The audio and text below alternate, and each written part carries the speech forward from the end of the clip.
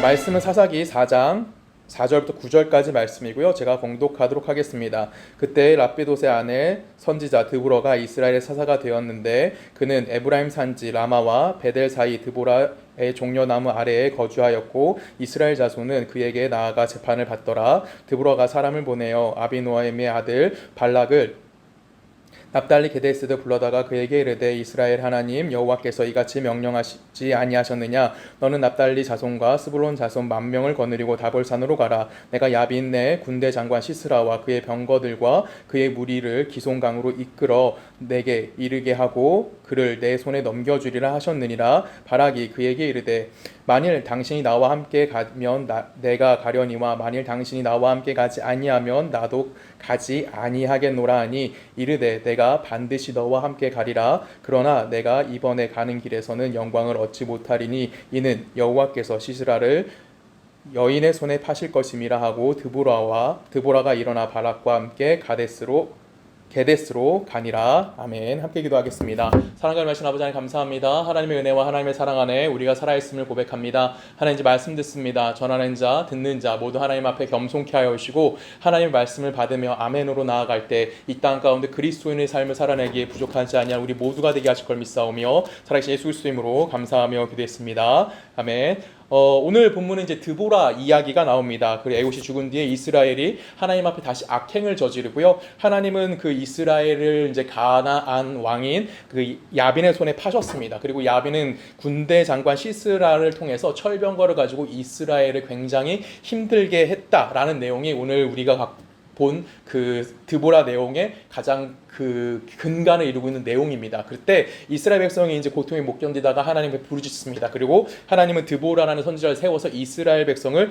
구원해 내신다. 이게 우리가 흔히 알고 있는 사사기의 플롯입니다. 그렇죠? 이스라엘 백성이 하나님 앞에 범죄를 저지르고 하나님은 이스라엘을 다른 민족에게 파시고 그 다른 민족의 고통 속에 이스라엘이 다시 한번 하나님께 부르짖고 하나님께 돌아온 하나님께서 사사들을 그들을 보내셔서 그들을 구원해 내신다라는 이런 고정적인 틀을 우리는 갖고 있습니다. 저 역시 사사기를 읽을 때 이런 고정적인 틀을 갖고 있기 때문에 사사들을 바라보는 시선이 어떻게 되냐면 보통 우리는 사사를 영웅시하는 경향들이 좀 많다라는 겁니다. 그들은 특별한 능력이 있고요. 아니면 그들은 우리가 범접할 수 없는 어떤 업적을 만들었기 때문에 하나님이 그들에게 뭐 해주신다? 하나님이 그들을 통해서 이스라엘 백성들을 구원해 내셨을 것이다 라고 우리는 너무나 단순하게 생각하는 경향들이 많다라는 겁니다. 근데 우리가 생각할 때 이스라엘 백성들이 하나님의 입장에서 한번 생각해 볼 필요성이 있습니다. 하나님 입장에서 이스라엘 백성들이 고통받는 것이 힘들었다면 이스라엘 백성들이 고통받는 것이 정말 안타까우셨다면 이스라엘 백성들이 범죄하였을 때 다시 하나님을 배반하고 이 세상의 것을 선택했을 때 그 하나님께서 이스라엘 백성들을 고통을 주지 않으셨을 수 있다라는 거예요. 그럼에도 불구하고 하나님이 이스라엘 백성에게 계속 고통을 주셨다라는 것은 그들을 힘들게 하는 그 어떤 요소를 제거하는 것은 하나님이 관심이 있을까요? 없을까요? 쉽게 말하면 뭐 이방의 민족들을 제거하시고 그들을 진멸하시는 것에는 하나님이 크게 관심은 없으셨다라는 것이 우리가 사사기를 통해서 먼저 생각해 볼 수 있는 내용 중에 하나입니다. 뿐만 아니라 왜 그러냐면 우리가 성경에 등장하는 사사들의 면면을 다 보면은 어떤 사람은 굉장히 영웅적인 면모를 가지고 있는 사람들이 있기는 합니다. 하지만 대부분의 많은 사사들은 어떤 사사들일까요? 우리 지난주에 봤던 에훗이라는 사사를 한번 살펴보겠습니다. 에훗은 어떤 자였습니까? 왼손잡이입니다. 이스라엘에서 왼손잡이라는 것은 굉장한 약점을 갖고 있었다는 거고요. 또 그 다음 사사가 누구였습니까? 삼갈이라는 사세였어요. 삼갈은 이방인이었고 그는 소모는 막대기에 지나지 않는 정말 미천한 자에 지나지 않는 모습을 우리들에게 보여주고 있다는 겁니다. 그리고 오늘 본문에 등장하는 여인은 그 사사도 누굽니까? 드보라라는 여자 사사가 등장하고 있어요. 어찌 보면은 이스라엘의 그 전형적인 그 고정관념 속에서 이스라엘 민족의 고정관념 속에서 보면은 굉장히 그 희극적인 요소들이 굉장히 많이 발생되는 것이 어디냐면 이 사사기 안에 보여주고 있다라는 겁니다. 그렇기 때문에 하나님은 우리를 통해서 그 사사기를 통해서 우리에게 알게 해주시고자 하시는 내용은 단순하게 하나님 앞에 범죄했고 하나님이 그들을 구원하셨어라는 그런 어떤 그 정형화된 이야기를 하는 것이 아니라 하나님이 이스라엘 백성에게 무언가 얻어내고자 하시는 시간적인 것을 주셨다라고 우리는 생각할 수 있다라는 겁니다. 제가 사사기 처음 시작했을 때 말씀드린 게 하나 있는데 그것이 뭐냐면 지금 사사기의 주인공으로 등장하는 이스라엘 백성들은 출애굽했던 1세대와는 전혀 관계가 없는 세대라고 말씀을 드렸습니다. 우리가 잘 알 때 이스라엘 백성이 출애굽하기 전에 애굽에서 종살이했던 자들이었습니다. 그들은 노예 생활이었고 그들에게 선택의 여지가 전혀 존재하지 않았습니다. 근데 그들이 광야 40년과 그 다음에 정복전쟁이라는 시간을 지나면서 그들은 모두 다 죽어버리고요. 이제 누가 등장하는 겁니까? 가나안에서 태어난 2세대들이 이제 성경의 주인공으로 등장하고 있는 시대입니다. 그럼 이들의 전형적인 배경은 어때요? 전반적인 배경은 당연히 가나안을 갖고 있고요. 이들은 어디에도 노예로 살았던 적이 없는 자유인의 모습을 갖고 있는 것이 이들이 갖고 있는 특징이라고 말씀드렸습니다. 즉 이스라엘 백성들에게 하나님이 무엇을 허용한 거냐면 이제 너희들 진정한 자유를 누리고 있어. 어떤 자유를 말하는 겁니까? 하나님을 기쁨과 마음과 성심을 다해서 내가 이제 하나님을 선택하고 하나님 백성으로 살아갈 자유가 그들에게 허락되어져 있다는 것이죠. 그럼에도 불구하고 이스라엘 백성은 무엇을 선택합니까? 하나님을 선택할 수 있는 그 자유함 속에서 하나님을 선택하는 것이 아니라 세상의 이기와 세상의 문명을 선택했고 세상에서 말하는 폭력성을 그들은 뭐하게 되는 겁니까? 선택하는 모습을 그 성경을 끊임없이 우리들에게 보여주고 있다라는 거예요. 그래서 하나님은 이 400년이라는 사사의 시간 동안 우리들에게 이스라엘 백성이 무엇을 요구하냐면 이제 너희가 스스로 항복하고 하나님께 나아올 수 있는 시간을 그들에게 주시겠다는 겁니다. 그리고 그 시간을 통해서 뭐 하는 겁니까? 하나님을 배워가는 시간이 무엇이고 하나님을 알아가는 시간이 무엇인지를 알게 해주고 싶으셨다라는 것이죠. 그렇지만 우리가 잘 알다시피 이스라엘 백성은 어떻게 합니까? 하나님을 잘 섬기지 않고요. 하나님을 선택하지도 않습니다. 그래서 우리는 자꾸만 누굴 기억하고 싶어 하냐면 사사라는 영웅들을 만들어내고 싶어 할지도 모릅니다. 왜요? 우리 상황이 똑같잖아요. 우리도 인생을 살아가면서 분명히 하나님을 선택할 수 있는 자유가 우리들이 이미 허락되어져 있습니다. 그럼에도 불구하고 우리는 세상 속에서 뭐 하고 있어요? 자꾸만 세상을 선택하고 세상의 것을 요구하고 있는 삶을 우리는 살아갈 수밖에 없는 모습을 우리들 스스로가 뭐 하고 있습니까? 보여주고 있다라는 것이죠. 왜 그렇습니까? 우리는 누군가 뒤로 자꾸만 숨기를 원해요. 지금 이스라엘 백성은 사사 뒤로 숨기를 원했던 것처럼 우리도 누구 뒤로 숨기를 원하는 겁니까?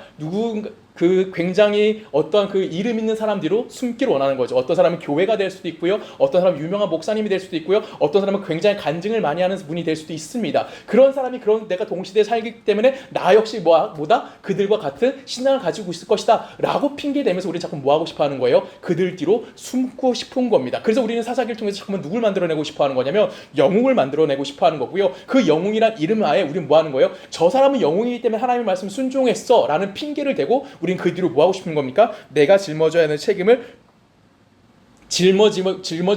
짊어져야만 하는 책임을 그들에게 떠넘기고 있다라는 거예요. 하지만 성경에는 우리들에게 뭐하는 얘기를 하고 있냐면 그들 사사들이 누군지에 대해서 성경은 크게 관심 갖고 있지 않다라는 겁니다. 왜 그럴까요? 사사는 절대 영웅이 될 수 없는 이유는 딱 하나입니다. 뭘까요? 이스라엘 백성이 하나님께 범죄하였을 때 하나님이 이스라엘 백성을 사사를 통해서 구원해 내십니다. 근데 이 사사를 통해서 이스라엘 백성들이 신앙이 성숙했다던가 아니면 이 사사들을 통해서 이스라엘 백성들의 어떤 영적인 면이 변모되었다는 성경의 표현은 어디에도 등장하지 않는다라는 것이죠. 그렇기 때문에 사사가 누가 되든지 간에 그들이 중요하지 않다라는 겁니다. 그들을 통해서 하나님이 뭘 하셨다는 것만 이야기하는 거예요. 너희들에게 내가 어떤 하나님인지 끊임없이 보여줬지만 너희들은 누굴 선택했다? 이 세상을 끊임없이 선택할 수밖에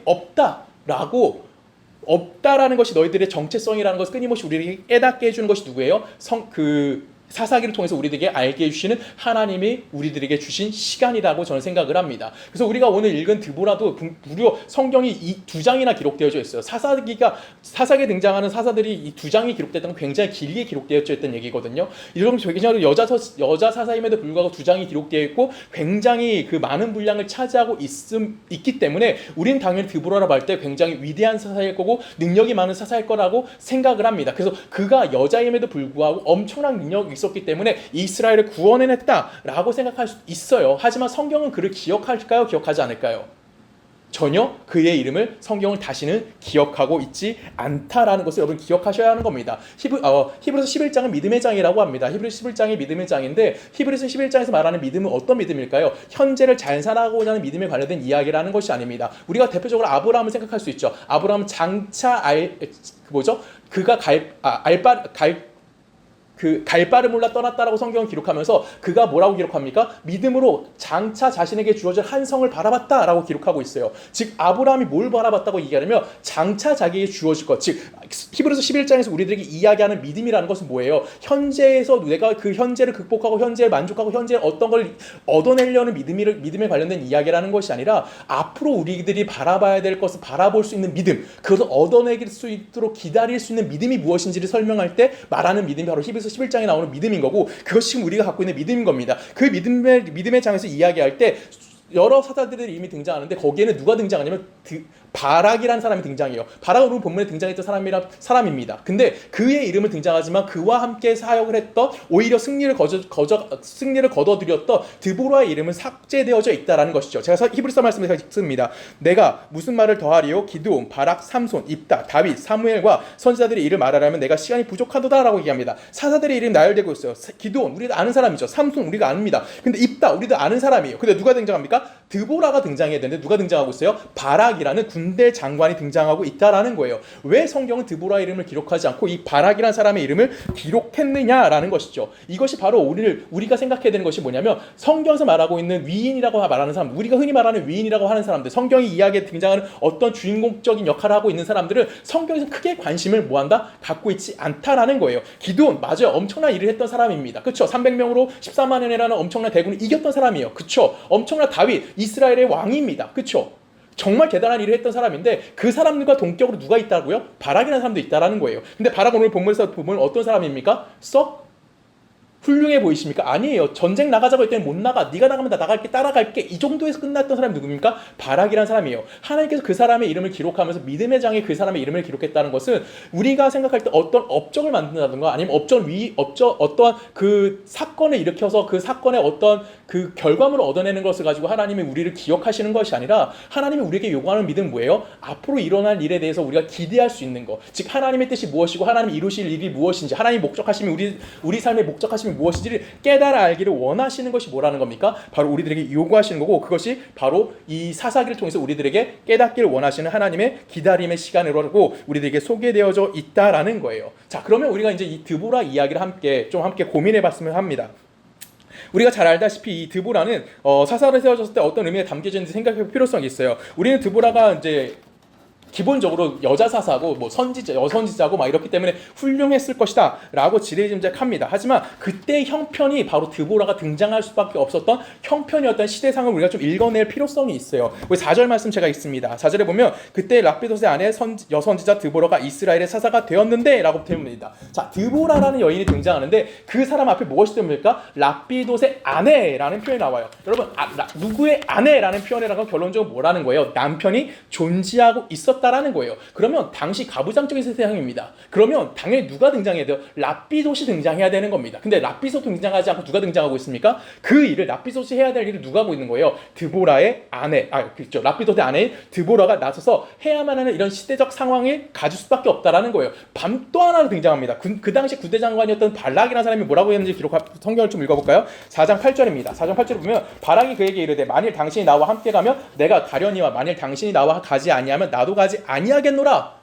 지금 뭐라고 하고 있어요? 발락이 네가 가면 드보라 당신이 가면 내가 하겠지만 당신 가지 않으면 나도 안 가. 뭐가 굉장히 뭐라고 하죠? 회피적이고 도피하고 있는 모습이고 책임지고 싶지 않은 모습이 누구에게 보여주니까 남성으로 상징되어지는 바락 속에 보여주고 있다라는 겁니다. 그리고 그 결과물은 어떻게 됩니까? 9절에 보면 이르되 내가 반드시 너와 함께 가리. 드보라가 함께 가겠다라고 얘기하는 거예요. 그러나 내가 이번에 가는 길에서 영광을 얻지 못하리니 여호와께서 시스라의 여인의 손에 파실 것임이라 하고 드보라가 일어나 발락과 함께 게데스로 가니라 라고 표현합니다. 발락과 함께 전쟁에 나가긴 해요, 드보라가. 근데 그 최후의 승리 누가 가져가게 됩니까? 다른 여인이 가져갈 것이다 라고 이야기해요. 분명히 발락은 최전에서 나가 전쟁에서 승리를 거둬들이긴 합니다. 근데 마지막 시스라는 누구의 손에 죽게 되냐면 사사기 4장 21절에 보면 이렇게 표현합니다. 그가 깊이 잠든 이게 시스라예요. 헤멜의 아내, 똑같이 또 단어가 나오죠. 헤벨의 아내 야엘이 장막 말뚝을 가지고 손에 방망이를 들고 그에게로 가만히 가서 말뚝 그의 관자놀이에 박음에 말뚝이 꿰뚫고 땅에 박히니 그가 기절하여 죽으니라 라고 이야기합니다. 시스라는 누구의 손에 죽게 되냐면 야엘이라는 여인의 손에 죽게 되는데 이 야엘이라는 여인의 손에 야엘이라는 여인의 이름 앞에 뭐가 등장합니까? 헤벨의 아내가 등장해요. 지금 헤벨의 아내가 등장하게 되고요. 랍비돗의 아내인 드보라가 등장하고 있다라는 겁니다. 성경이 끊임없이 이렇게 반복되는 표현을 쓰고 있다는 것은 이 표현 안에 담겨있는 의미를 뭐라는 겁니까? 이해해야만 한다라는 거예요. 이들은 누구인가? 누군가의 보호를 받아야 하는 아내들이라는 거예요. 그럼에도 불구하고 지금 이들은 뭐하는 겁니까? 아내들이 드보라와 야엘이란 여인들이 뭐 해야 되는 시대인 거예요? 나설 수밖에 없는 시대일 수밖에 없는 상황이었다는 것을 우리들에게 이야기해 주는 거예요. 쉽게 말하면 드보라 이야기에서 가장 큰 배경은 뭐예요? 이스라엘은 굉장히 수치스러운 배경을 가지고 있다라는 겁니다. 이스라엘은 그때 굉장히 가부장 사회였음에도 불구하고 보호를 받아야 하는 이들이 전쟁의 가장 최전선까지 내몰려서 나라를 구해야 했다는 것은 지금 우리가 보는 드보라 사사가 담고 있는 이야기의 핵심의 내용이라고 저는 생각이 됩니다. 이런 내용이 시편에서도 반복적으로 등장하게 되는데 시편 8편에 보면 이렇게 표현합니다. 시편 8편에 보면은 여호와 우리 주여 주의 이름이 온 땅이 어찌 그리 아름다운지요 주의 영광이 하늘에 덮였나이다 라고 이야기합니다. 즉 온 세상이 뭐가 되는 거예요? 이제 하나님의 통치와 하나님의 영광이 가득한 세상이 됐다라고 이야기하는데 주의 대적으로 말미암아 라는 표현이 나와요. 즉 하나님의 대적이 다시 한번 일어났는데 어린아이와 젖먹이들의 입으로 권능을 세우시며 이는 원수들과 보복자들을 잠잠케 하려 하심이니라 라고 이야기합니다. 지금 다윗이 뭐라고 고백하고 있어요? 지금 하나님의 통치와 하나님의 영광이 가득한 세상 속에 대적이 일어나고 그들이 입을 막으려고 하는데 하나님이 어떤 능력자들을 사용하시는 것이 아니라 누굴 사용하신다고 얘기해요? 어린아이들과 젖먹이들의 입이라는 표현을 써요. 여러분 어린아이와 젖먹이의 상징성은 무엇입니까? 보호함을 받아야 하는 존재라는 겁니다. 그들을 들어서 누가 일하시겠다는 거예요? 하나님이 일하시고 있는 거고 하나님의 권능이 그들 편에 그들의 입을 통해서 세워지고 있다라고 시편 기자는 지금 우리들에게 이야기하고 있는 겁니다. 즉 사사기 내내 우리에게 강조하고 있는 내용이 바로 여기에 있다라는 거예요. 하나님이 들어시는 사사는 중요하지 않다라는 겁니다. 하나님이 연약한 자를 들어 사용하시고 하나님이 강력한 자를 들어 쓰시는지 그건 문제되지 않는다는 거예요. 근데 그들을 통해서 하나님이 뭐 하시겠다는 겁니까? 하나님의 영광을 그 이스라엘 땅에 뭐 하겠다? 이스라엘 땅에 하나님의 영광을 가득 채우시겠다라고 이야기하는 거예요. 왜 그렇습니까? 하나님이 이스라엘 땅에게 허락한 땅이 뭐예요? 가나안 땅입니다. 그럼 이 가나안 땅에 하나님이 뭘 세우시고 싶은 거예요? 하나님의 통치가 이루어지고 있는 나라를 세우시고 싶다라는 겁니다. 그럼 하나님의 통치가 이루어진 나라는 어떤 나라입니까? 이 세상과 반대되는 곳이겠죠. 이 세상에 반대되는 것이 무엇이에요? 세상은 폭력적인 거고 세상은 협박적인 것입니다. 세상은 강압에 의한 것이에요. 어떤 권력에 의해서 누군가를 짓밟고 그 위에 싸워야 되는 것이 세상에 갖고 있는 세상 나라에 갖고 있는 특징이라는 것이죠. 근데 하나님 나라는요 그런 것이 아니라고 극명하게 대조를 이루고 있는 것이 바로 이 가나안 땅에 세우고 싶은 하나님의 나라인 거예요. 그래서 이스라엘 백성에게 하나님이 뭘 허락한 겁니까? 선택의 자유를 허락해 주셨어요. 너희는 이제 하나님을 자유롭게 섬겨라. 내가 너희들에게 이런 통치를 허락할 거고 너희는 내 백성이기 때문에 내 다스림과 내 통치 영역을 해서 하나님의 공의와 하나님의 정의를 세워갈 수 있을 것이야 라고 그들에게 하나님의 선택이 허용이 됩니다. 그럼에도 불구하고 그들은 뭘 선택합니까? 이 세상의 권력과 이 세상의 힘을 선택하게 되는 거죠. 그래서 이들은 뭘 갖게 되는 거예요? 폭력성을 갖게 되는 겁니다. 그 폭력성이 어떻게 드러나는 거예요? 하나님은 다른 민족들을 들어 쓰시는 거죠. 더 강한 민족을 들어 쓰시고 그들을 좌절하게 하시고 그들을 억압하게 하시는 겁니다.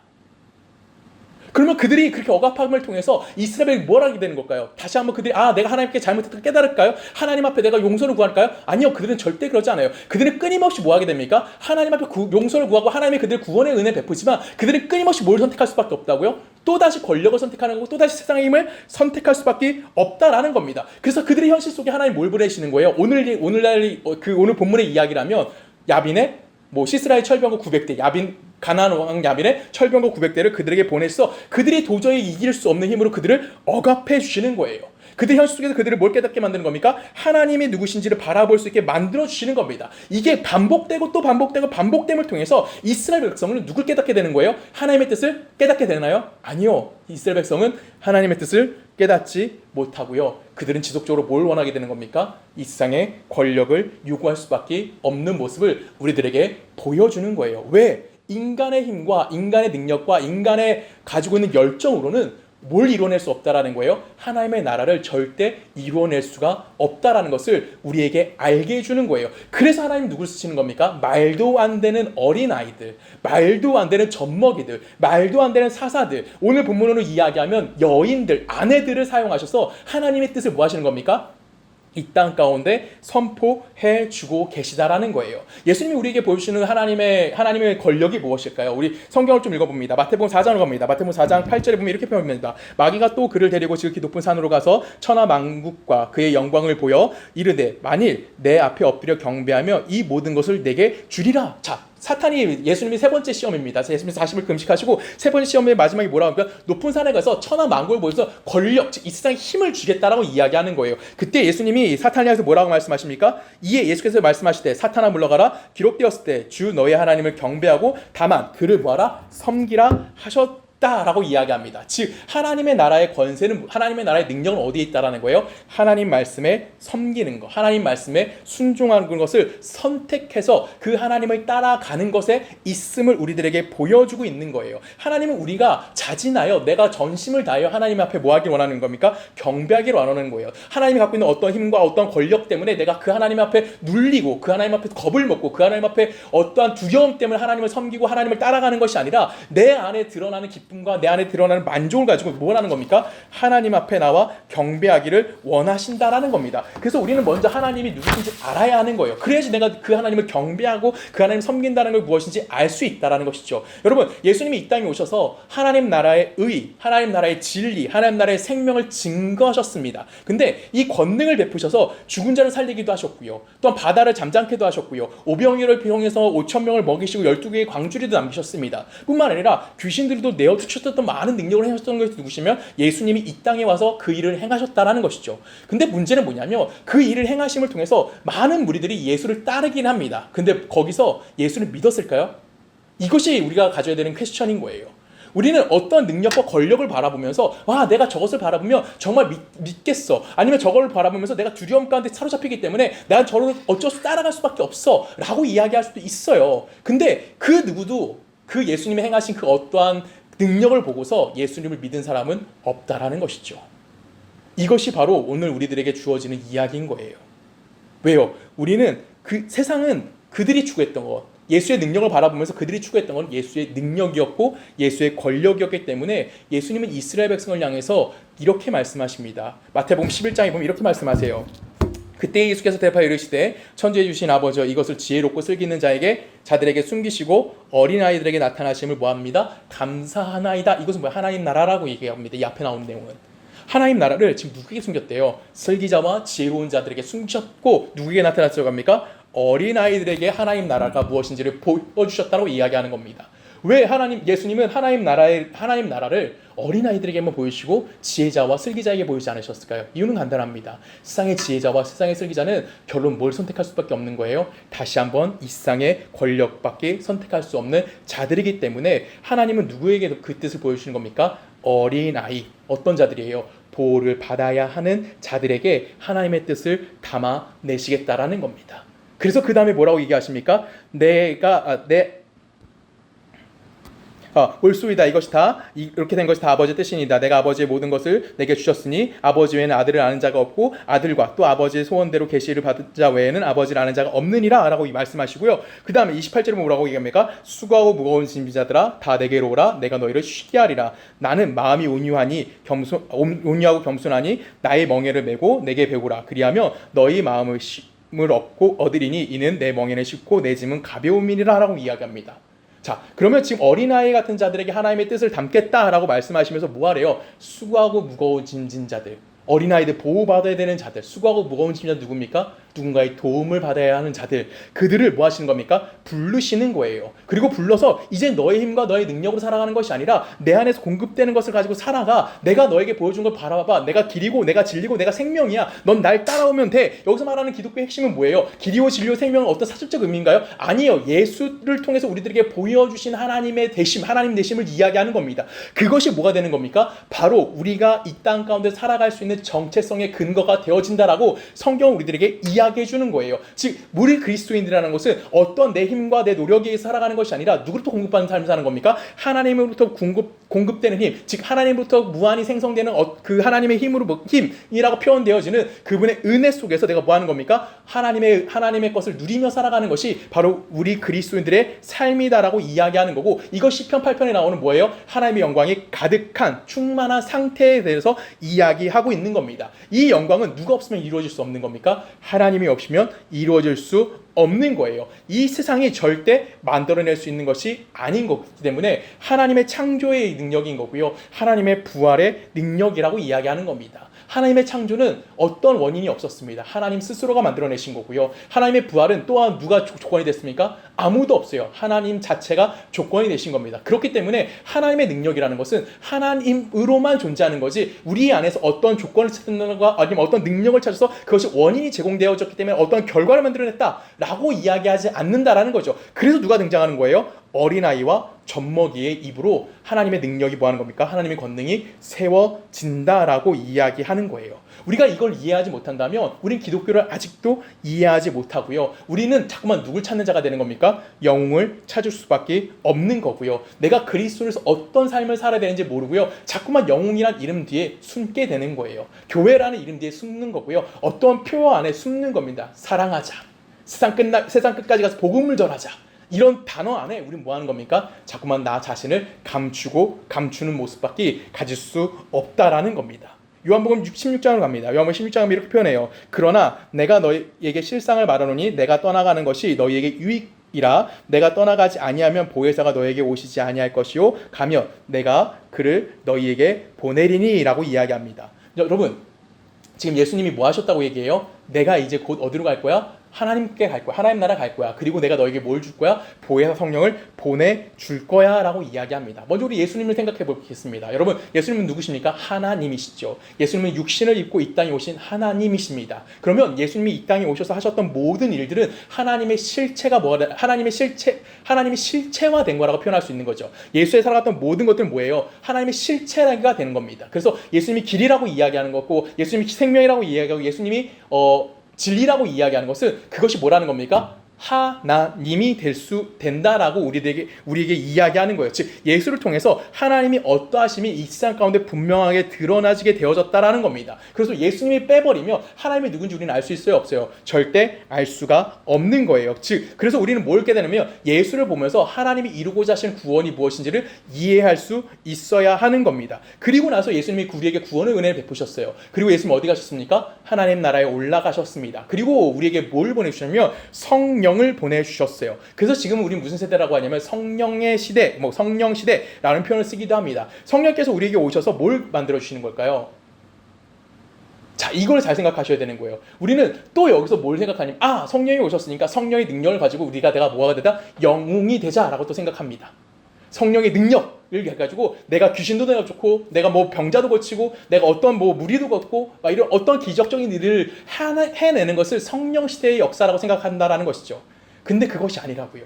예수님이 이 땅에 오셔서 뭐 하셔서 성육신 하셔서 어떤 대단한 능력 행하셨죠. 근데 예수님이 보여준 건 뭐예요? 하나님의 하나님 되심이라고요. 근데 그 당시에는 예수 한 명 가운데 뭐가 있었던 거예요? 하나님의 임재가 있었던 거고요. 지금은요. 모든 육체 가운데 성령이 부어 주셨어요. 그렇기 때문에 이제 하나님의 임하심이 누구에게 있는 겁니까? 모든 육체 가운데 있는 거고, 즉 이제는 내가 예수를 믿는다라고 고백하는 모든 사람들에게 하나님의 하나님 되심이 뭐 하는 겁니까? 이루어져 가고 있다라고 이야기하기 때문에 무슨 시대라고 얘기합니까? 성령 시대라고 이야기하는 거예요. 예수님은 시간과 공간의 제약을 받으셨지만 성령은요, 그 예수의 시간과 공간의 제약을 뛰어넘어 오늘 지금 이 자리에도 뭐하고 계신 겁니까? 하나님의 하나님 되심을 조성은이라는 사람 안에, 우리 서초동네 교회라는 교회 안에 뭐하고 계신 거예요? 담아내고 계시다라는 겁니다. 그래서 우리가 성령을 얻었다라는 말은 결론적으로 이 땅에 누가 부재한다는 겁니까? 예수가 부재하고 있다는 증거고요. 예수가 부재했다는 것은 원래 예수가 이 땅에 뭐 하셨다는 얘기예요? 존재하셨다는 것을 전제하고 있다라는 거예요. 그런데 예수의 부재라는 것은 결론적으로 예수가 이 땅에 존재할 수 있는 역력이 됐다 안 된다? 안 된다. 왜? 인간들이 뭐 했기 때문에? 그 예수를 십자가에 매달아 달아 죽였기 때문에. 그래서 그 예수가 뭐 한 겁니까?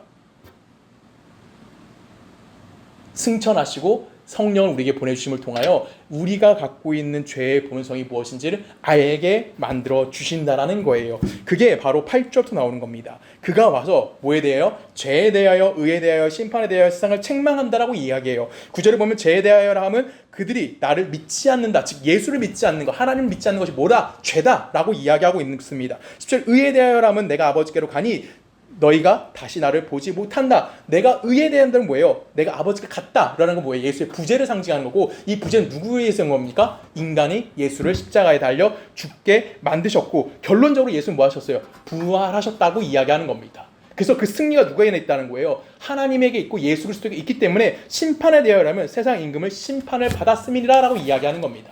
이 세상이 결론적으로 승리했다라고 이야기했지만, 이 세상이 예수를 십자가에 달려 죽게 하심을 통해서 이겼다라고 얘기했지만, 그 심판은 결론적으로 누구에게 심판과 누구에게 있다는 겁니까? 예수 그리스도에게 있는 거고, 이 세상이 뭐 하겠다는 겁니까? 하나님의 심판이 선포가 되어지고 있다라는 것이고, 이것이 바로 성령 강림이 갖고 있는 의미인 거고요. 지금 우리가 살아가고 있는 현실의 모습이다라고 성경은 우리들에게 알려주고 있는 거예요. 그래서 성령 시대에서 하나님이 우리에게 담으신 뜻이 무엇입니까? 우리가 부자 되고 우리가 어떤 건강하는 거고 우리가 어떤 업적을 만들어내는 것이 절대 아닙니다. 이건 우리가 원하는 거죠. 하나님이 원하시는 건 뭘까요? 하나님은 우리가 아무것도 아닌 자처럼 살아가길 원하시는 거예요. 누구처럼요? 랍비돗의 아내이기 원하시고요. 헤벨의 아내이기를 원하시는 겁니다. 근데 그들을 통해서 하나님 뭐 하시는 겁니까? 대적을 물리치시고 그 땅에 평화를 허락하셨던 것처럼 아무것도 아닌 자들 같은 우리들을 통해서 하나님 뭐 하시는 겁니까? 이 땅에 하나님의 통치가 무엇이고 하나님을 통해서 이루어질 평화가 무엇인지를 분명하게 보여주고 싶으신 겁니다. 그것이 뭐예요? 우리 안에 담긴 성령이 하시는 일인 거고요. 우리 안에 담기신 하나님의 하나님 되심이 이 세상 가운데 드러나지게 되는 겁니다. 그래서 우리 안에 무엇이 존재하지 않는 거예요? 우리 안에 폭력성이나 우리 안에 어떤 무력이 나오지 않고 오직 구원의 은혜가 베풀어진 하나님으로부터 뭐 하는 겁니까? 은혜와 자비 속에서 우리를 통해서 하나님의 영광이 이 땅 가운데 드러나지는 겁니다. 그것을 누가 요구하시는 겁니까? 하나님이 우리 삶에 요구하시고 있는 거예요. 그래서 신앙생활이 너무나 어려운 겁니다. 어떤 목표를 정해놓고 이거 해! 라고 하면 참 좋습니다. 근데 그렇지 않기 때문에 힘든 거예요. 요즘 제가 민유를 보면 참 힘든 것 같아요. 왜 힘드냐면 저희 집사람이 그 민유를 향해서 하는 말이 안 돼예요.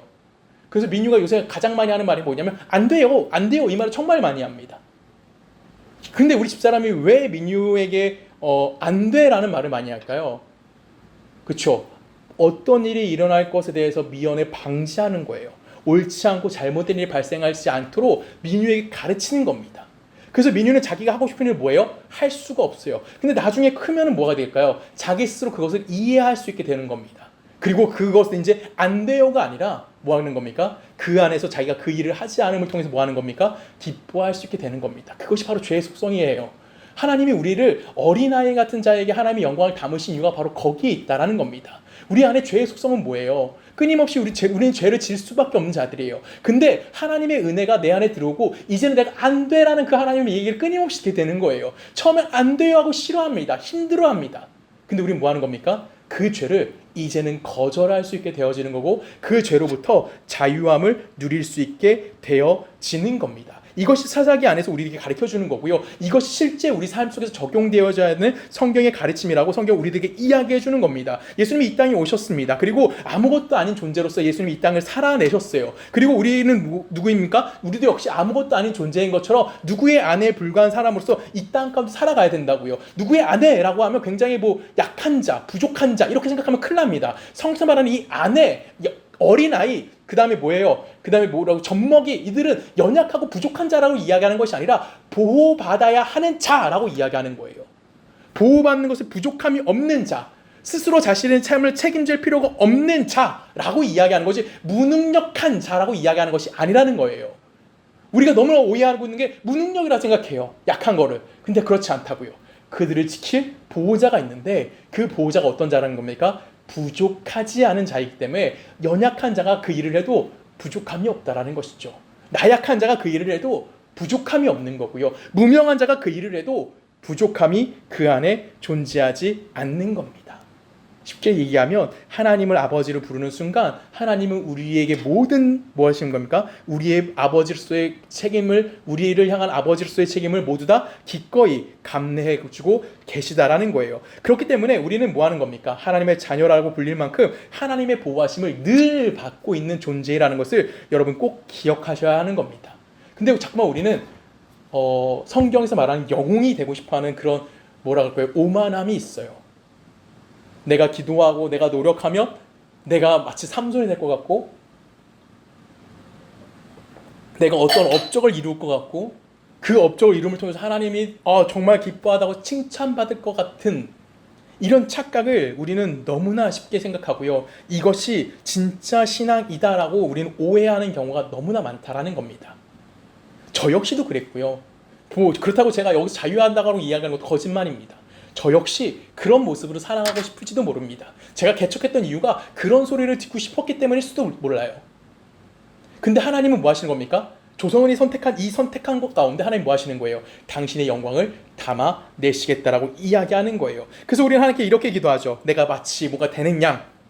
하나님, 제가 이렇게 사심이 없어요. 하나님, 내가 이렇게 욕심이 없으니까 최소한 요만큼만 해주세요. 하나님이랑 우린 딜을 하는 거죠. 근데 하나님은 우리를 뭐라고 부르시는 겁니까? 너는 젖먹이야 라고 부르시는 거고요. 우리는 어린아이로 부르시는 겁니다. 그들로 권능을 세우시겠다고 오늘 우리들에게 말씀해 주시는 거고요. 수고하고 무거운 짐자들로 우리를 뭐 하시는 겁니까? 부르시는 겁니다. 그리고 그들에게 쉼을 주시고요. 그들을 통해서 하나님의 영광을 드러내시겠다라고 약속하시는 거고, 그것이 바로 예수 그리스도가 이 땅 가운데 살아갔던 삶이었던 거고, 그 삶에 하나님 뭘 담아내십니까? 우리 빌립보서 2장 갑니다. 마지막으로 2장 9절 읽습니다.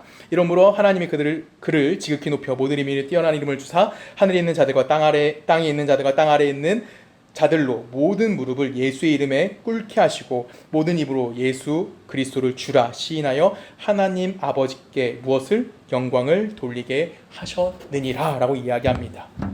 지금 우리가 서 있는 현장이 바로 이 하나님께 영광을 돌리게 하는 현장이라는 것을 여러분 기억하시면 좋겠습니다. 세상은 끊임없이 우리를 두렵게 할 거고요. 세상은 끊임없이 우리 것을 약탈할 거고요. 우리에게 폭력을 행할 겁니다. 그때 우리는 아무것도 없는 존재일 수밖에 없습니다. 그 공격을 그대로 받을 수밖에 없습니다. 근데 우리 안에 무엇이 존재하는 겁니까? 하나님 대신 존재하기에 우리는 폭력성 앞에 그들을 품어줄 수 있는 자가 되는 거고요. 우리는 세상의 위협 속에 그들에게 나누어 줄 수 있는 자가 될 수 있다는 것, 그리고 그 하나님의 영광이 우리의 삶에 담아져 될 수 있다는 것을 기억하셔야만 하는 겁니다. 우리의 가시적으로 그들은 우리들에게 무릎 꿇지 않을 수도 있습니다. 하지만 세상은 우리 앞에 무엇을 하게 되는 겁니까? 무릎 꿇는 것입니다. 이후에 성경은 드보라의 이름을 기록하지 않습니다. 이후에도 야엘이라는 이름은 언급되어지지 않습니다. 아무것도 아닌 자 같고요. 무명한 자 같습니다. 근데 그들에게 하나님은 위대한 일을 동참시키셨습니다. 오늘 여러분들을 그 하나님의 위대한 일에 동참시키셨다는 것을 기억하시면 좋겠습니다. 여러분의 인생과 여러분의 존재가 하나님의 영광으로 가득 차 있다는 사실을 꼭 기억할 수 있는 복된 말씀이 되기를 주님의 이름으로 부탁드립니다. 우리 함께 기도하십니다. 사랑의 마신 아버지 감사합니다. 하나님의 은혜와 하나님의 사랑 안에 오늘 내가 살아있음을 다시 한번 고백합니다. 하나님, 우리는 자꾸만 어떠한 업적에 목말라 합니다. 그리고 세상의 인정 가운데도 목말라 하여 내가 그 일을 하기 위하여 다른 사람을 짓밟고 서기를 원하고 있을지도 모릅니다. 하지만 하나님은 오늘 아비돗의 아내를 부르셨고요. 헤벨의 아내를 통해 승리를 이루어내셨습니다. 하나님, 오늘 우리의 삶이 바로 그 아내들의 삶이라는 것을 잊지 않기를 원합니다.